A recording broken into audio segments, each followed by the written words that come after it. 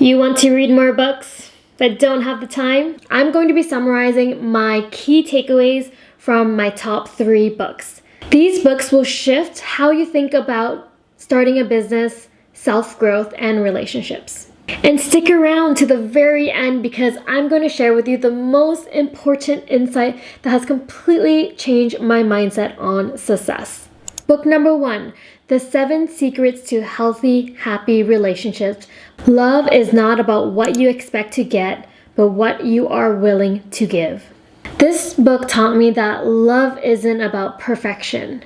It's about acceptance and being able to learn and grow while you are in a relationship.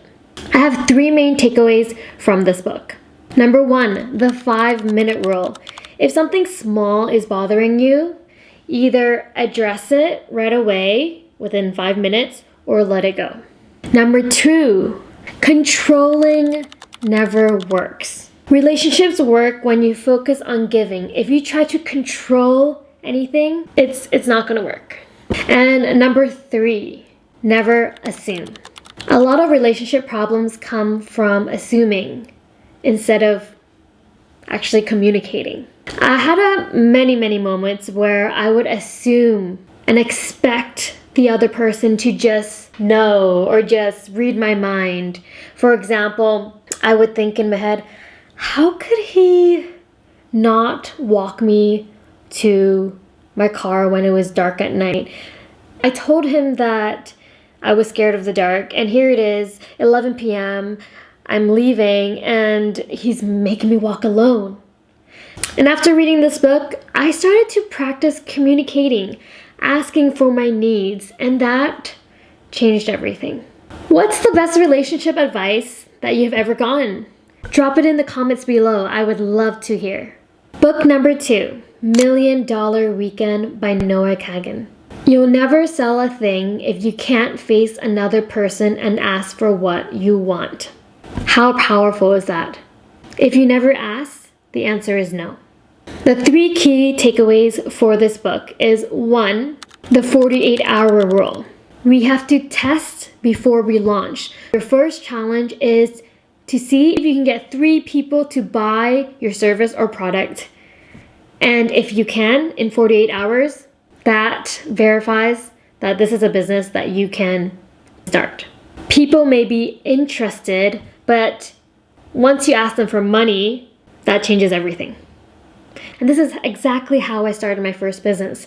I had too many extra dried lemons, so I went on my Instagram and posted, hey, anyone want to buy a jar of dried lemons from me? And guess what? 10 people responded, and I was in shock how many people wanted this. I was like, I don't even have 10 jars, but all right, let's go for it. And that's how lemon jars started.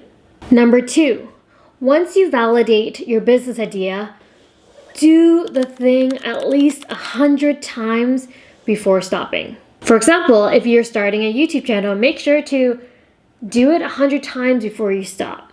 And number 3, your network equals your net worth.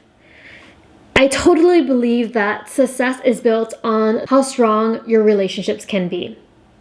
The right people and even a single person that you meet can completely shift and change your life. So don't forget the people on the other side of your business. If you had a side hustle, what would it be? Book number 3, The Body Keeps Score by Bessel van der Kolk. Your body remembers trauma, even when your mind forgets. I never realized how much stress and anxiety stays in your body until I read this book.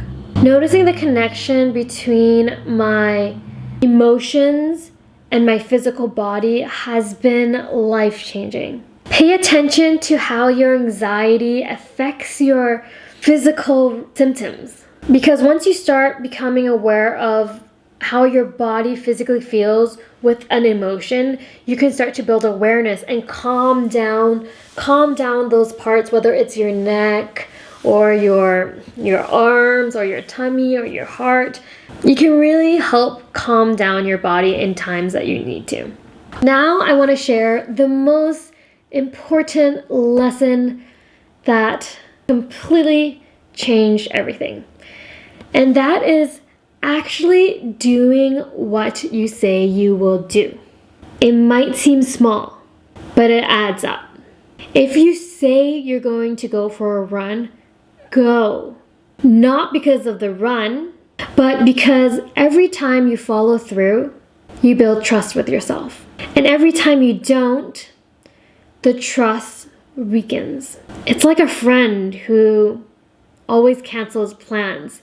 What happens? You eventually stop reaching out to them, or you just don't believe that they're going to show up anymore.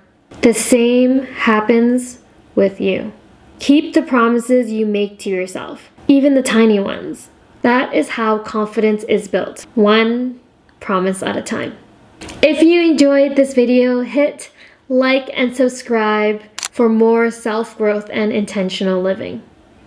And if you have any book recommendations, leave them in the comments below.